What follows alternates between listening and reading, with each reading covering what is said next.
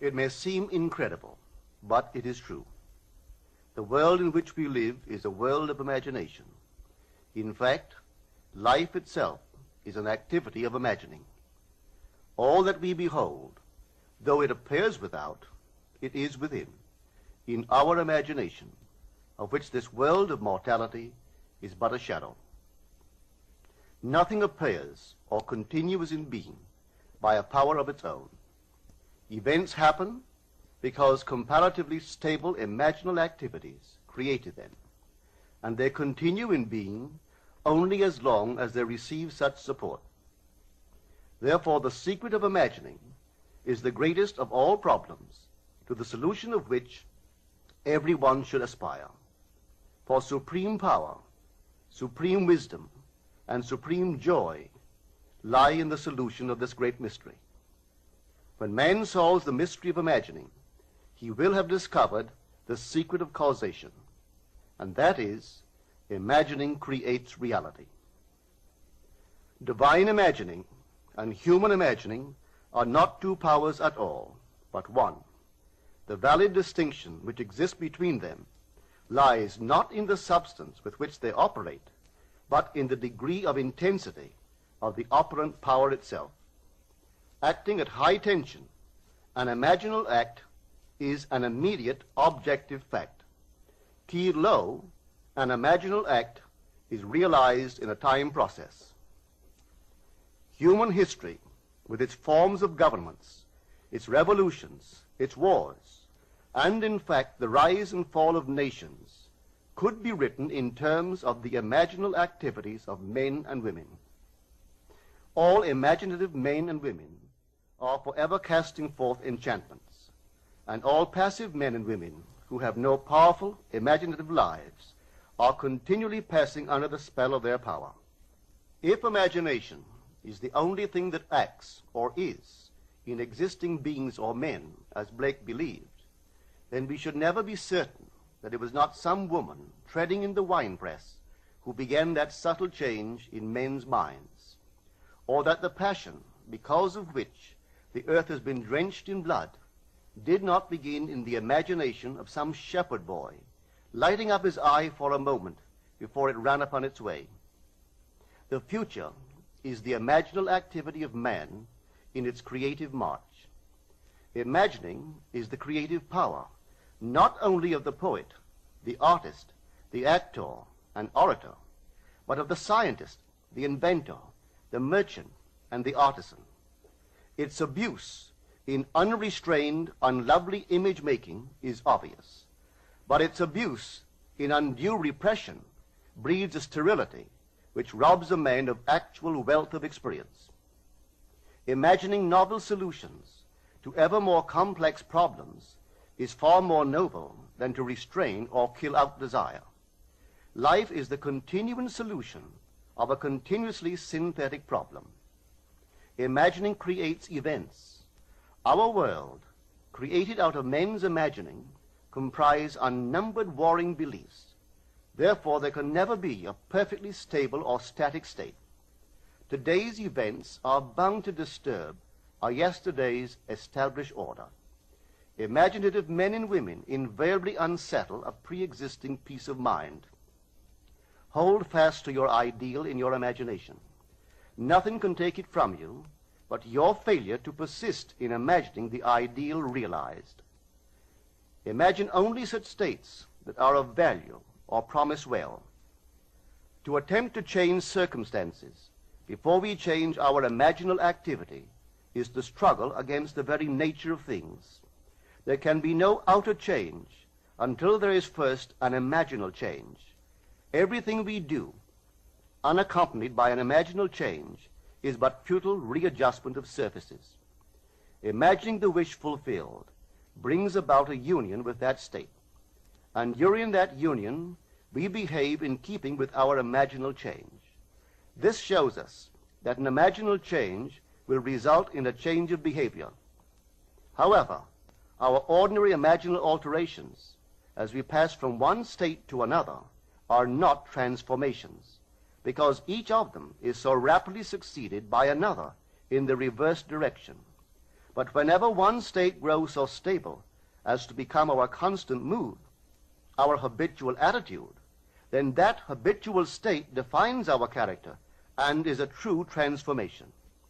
Now let me call your attention to the design on the cover of this record. You will notice a man sitting on a park bench, imagining himself to be in a home.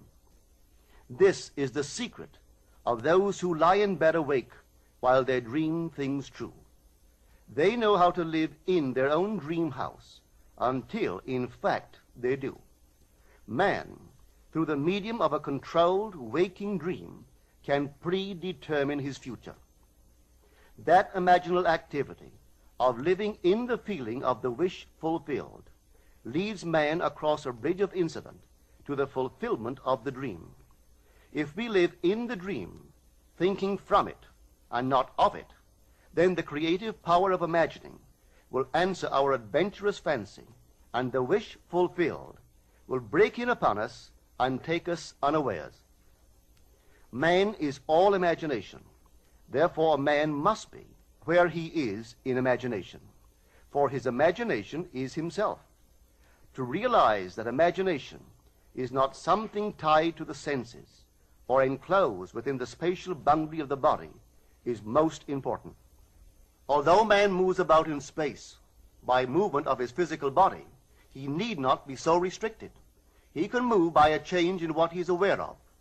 However real the scene on which sight rests, man can gaze on one never before witnessed. He can always remove the mountain if it upsets his concept of what life ought to be. This ability to mentally move from things as they are to things as they ought to be is one of the most important discoveries that man can make. It reveals man as a center of imagining, with powers of intervention which enable him to alter the course of observed events, moving from success to success through a series of mental transformations of nature, of others, and himself. How does he do it? Self-abandonment. That is the secret. He has to abandon himself mentally to his wish fulfilled, in his love for that state, and in so doing live in the new state and no more in the old state. Now we can commit ourselves to what we do not love. So the secret of self-commission is faith plus love. Faith is believing what is incredible.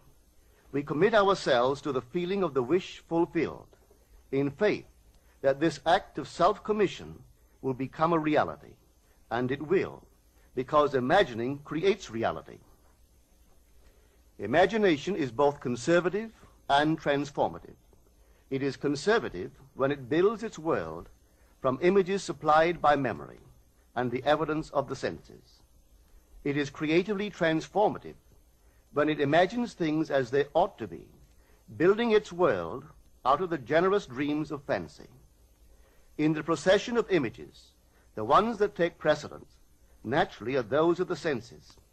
Nevertheless, a present sense impression is only an image. It does not differ in nature from a memory image or the image of a wish.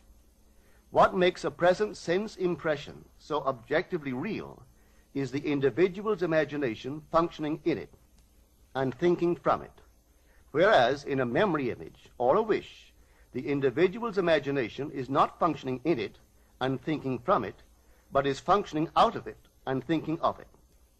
If the individual would enter into the image in his imagination, as the design on the cover of this record suggests, then would he know what it is to be creatively transformative. Then would he realize his wish, and then he would be happy. Every image can be embodied, but unless man himself enters the image and thinks from it, it is incapable of birth. Therefore, it is the height of folly to expect the wish to be realized by the mere passage of time. That which requires imaginative occupancy to produce its effect obviously cannot be effected without such occupancy. We cannot be in one image and not suffer the consequences of not being in another. Imagination is spiritual sensation. Enter the image of the wish fulfilled, then give it sensory vividness and tones of reality by mentally acting as you would act were it a physical fact. Now, this is what I mean by spiritual sensation. Imagine that you are holding a rose in your hand.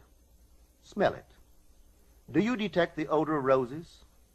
Well, if the rose is not here, why is its fragrance in the air? Through spiritual sensation, that is, through imaginal sight, sound, scent, taste, and touch, man can give to the image sensory vividness. If he does, all things will conspire to aid his harvesting.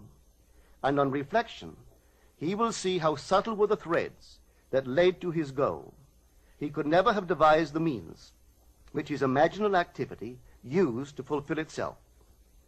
If man longs to escape from his present sense fixation, to transform his present life into a dream of what might well be, he has but to imagine that he is already what he wants to be, and then feel the way he would expect to feel under such circumstances. Let him, like the make-believe of a child who is remaking the world after its own heart, create his world out of pure dreams of fancy. Let him mentally enter into his dream. Let him mentally do what he would actually do were it physically true. He will discover that dreams are realized not by the rich, but by the imaginative. Nothing stands between man and the fulfillment of his dreams but facts, and facts are the creations of imagining. If man changes his imagining, he will change the facts. Man and his past are one continuous structure. This structure contains all of the facts which have been conserved and still operate below the threshold of his surface mind. For him, it is merely history. For him, it seems unalterable, a dead and permanently fixed past. But for itself, it is living. It is part of the living age. We cannot leave behind us the mistakes of our past, for nothing disappears. Everything that has been is still in existence. The past still exists, and it gives and still gives its results. Man must go back in memory, seek for and destroy the causes of evil, however far back they lie. This going into the past and replaying a scene of the past in imagination as it ought to have been played the first time, I call revision. And revision results in repeal. Changing our lives means changing the past. The causes of the present evil are the unrevised scenes of the past. The past and the present form the whole structure of man. It is carrying all of its contents with it. Any alteration of content will result in an alteration in the present and future. Live nobly, so that mind can store a past well worthy of recall. Should you fail to do so, remember, the first act of correction or cure is always revise. If the past is recreated into the present, so will the revised past be recreated into the present. Or else, the promise that though your sins are like scarlet, they shall be as white as snow, is a lie. The question may arise as to how, by representing others to ourselves as better than they really were, or mentally rewriting a letter to make it conform to our wish, or by revising the scene of an accident, the interview with the employer, and so on, could change what seems to be the unalterable facts of the past. But remember my claims for imagining. Imagining creates reality. What it makes, it can unmake. It is not only conservative, building a life from images supplied by memory, it is also creatively transformative, altering a theme already in being. The parable of the unjust steward gives the answer to this question. We can alter our world by means of a certain illegal practice, by means of a falsification of the facts, that is, by means of a certain intentional alteration of that which we have experienced. And all this is done in one's own imagination. This is a form of falsehood which not only is not condemned, but is actually approved in the gospel teaching. By means of such a falsehood, a man destroys the causes of evil and acquires friends, and on the strength of this revision proves, judging by the high praise the unjust steward received from his master, that he is deserving of confidence. Because imagining creates reality, we can carry revision to the extreme and revise a scene that would be otherwise unforgivable. We learn to distinguish between man, who is all imagination, from those states into which he may enter. An unjust steward, looking at another's distress, would represent the other to himself as he ought to be seen. Were he himself in need, he would, like the man on the cover of this record, enter his dream house in his imagination and imagine what he would see and how things would seem and how people would act after these things should be. Then in this state he would fall asleep, feeling the way he would expect to feel under such circumstances.